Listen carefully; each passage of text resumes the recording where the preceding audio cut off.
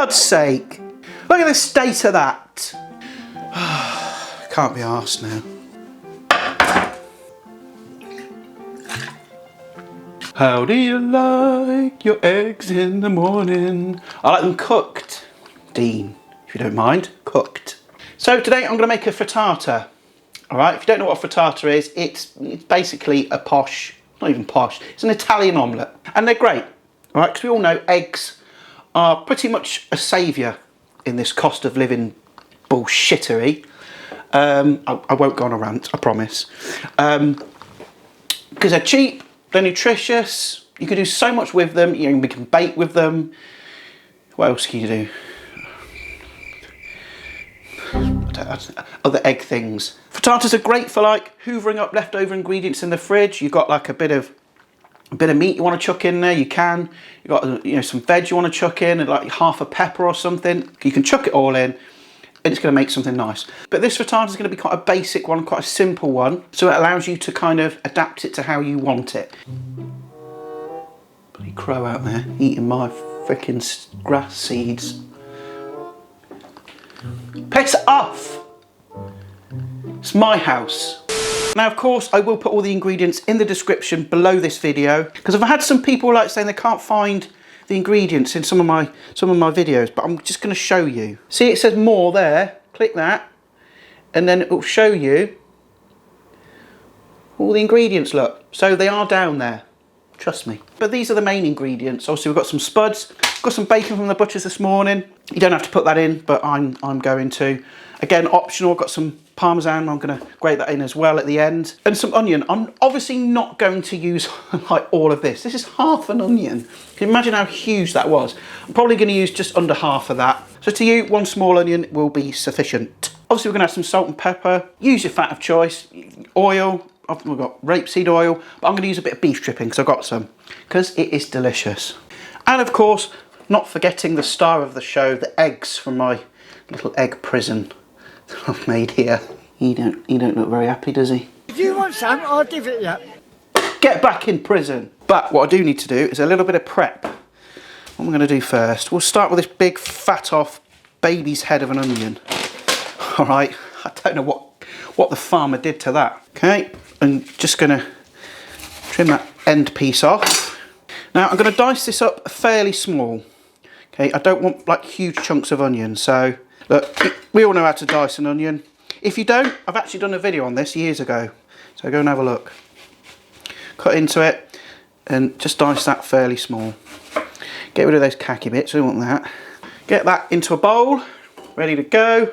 Next thing, the spuds. Now these are on the turn a little bit. They're a little bit soft, and some of them have been bruised, but they're still in good nick. You know, too many people throw things away just because they've got a little mark on them, or like they're slightly bruised, but just cut that bit off, you don't have to eat it. So I'm just going to peel these.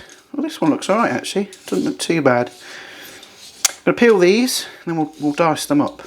And I gave them a quick rinse under the tap, and we're going to dice these up into small cubes. I'd say a little bit bigger than the onion, but not too much. That kind of size is absolutely fine. Then the final bit of chopping is our bacon. So if you're not adding bacon, you can skip this step.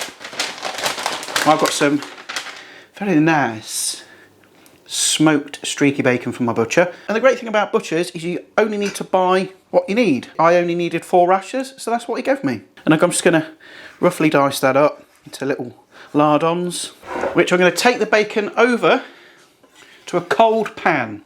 I am going to turn the heat on to about medium. I'll say 4.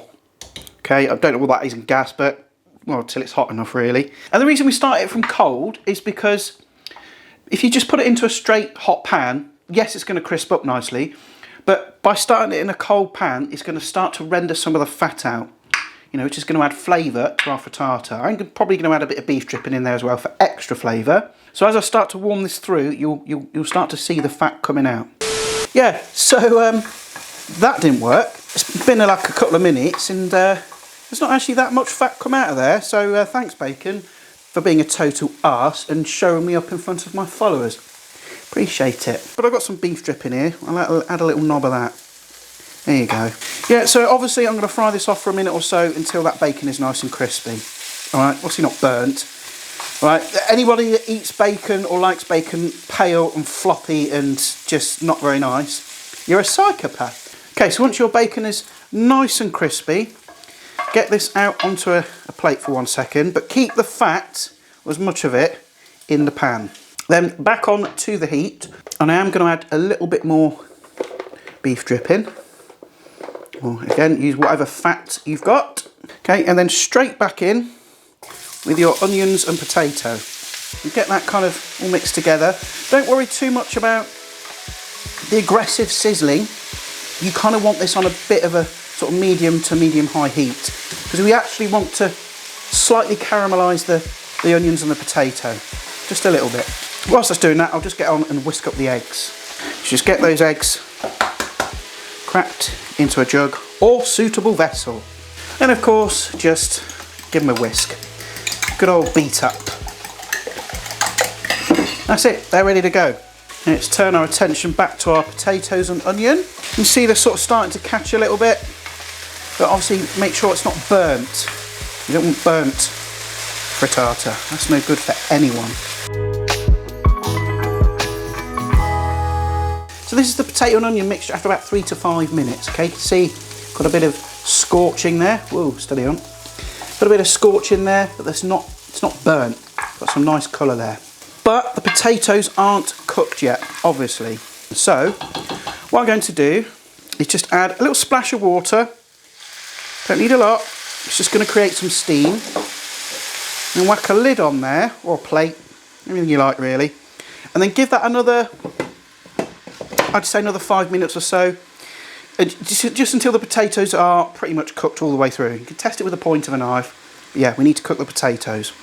Okay, so whilst those potatoes are cooking, I'm just going to start to season up my eggs. So I'm going to go with a little pinch of pepper, a little bit of salt, and also a liberal grating of parmesan. Again, this is optional, but absolutely mandatory. Okay, just get it in there, and all over your countertop as well, just for extra flavour. Mixy mixy. I'll add some seasonings to my potatoes as well, and the onion mixture. A little bit of salt, and a little bit of pep. I think they're almost there actually. Yeah, they are ready. They're ready to rock and roll. So I'm gonna, bloody pepper everywhere. I'm gonna turn my hob down to 2, so I don't want this too hot. So then quickly back in with our bacon, mix it all around, make it sure it's like on a nice flat sort of even layer, and then straight in with your egg mixture. Give it a little shufty. The idea is that we want to cook the bottom, or cook it from underneath for about 70% of the way through. So that's why you don't want it on a too high a heat, because if you do that, you're going to burn the bottom of the eggs. Come back in a minute and I'll show you what I mean. Right, so a few minutes in, look. This is what I'm talking about. You see how like it's mostly cooked, but there's like just a bit of raw egg on top. Okay, now here comes the fun bit. I'm not overly confident of the non-stickness of this pan, so the shit could literally hit the fan with this, but we'll see. So all I'm going to do is just take a knife, probably use a plastic knife, really, with a non-stick pan. I'm just going to run my knife around the edge, just to kind of loosen it off, because we need to flip this bad boy. Then taking a plate, oh, I'm shitting myself. Okay, you want to put that on top, make sure it's big enough to, you know, fit. Take the pan and just be confident. Flip. Just like that. Oh no, the bloody plate's stuck. Oh no! No! Oh, I knew this would happen. Let's give it a tap. Oh my days!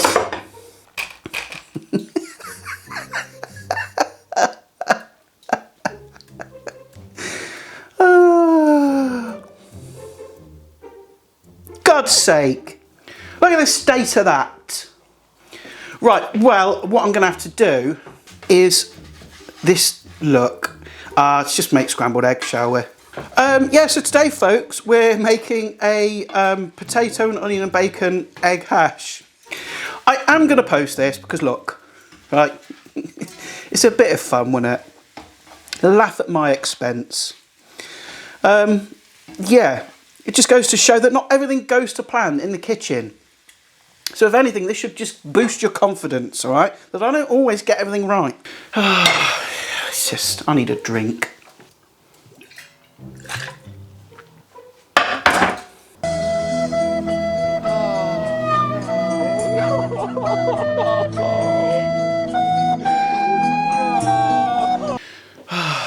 Can't be arsed now. When it's all said and done though, it is really nice. It's going to fill you up. But listen, if you mess it up like I did, it don't matter. It don't matter. It's still going to be good. But look, I'm going to bugger off. If you enjoyed this video of me making a complete tit and arse of myself, stick a like down below, comment as well. And don't forget to subscribe. Alright, if you're new here, don't worry, I do actually know what I'm doing and what I'm talking about most of the time, but not today. Anyway, I'll see you guys next time. See you later.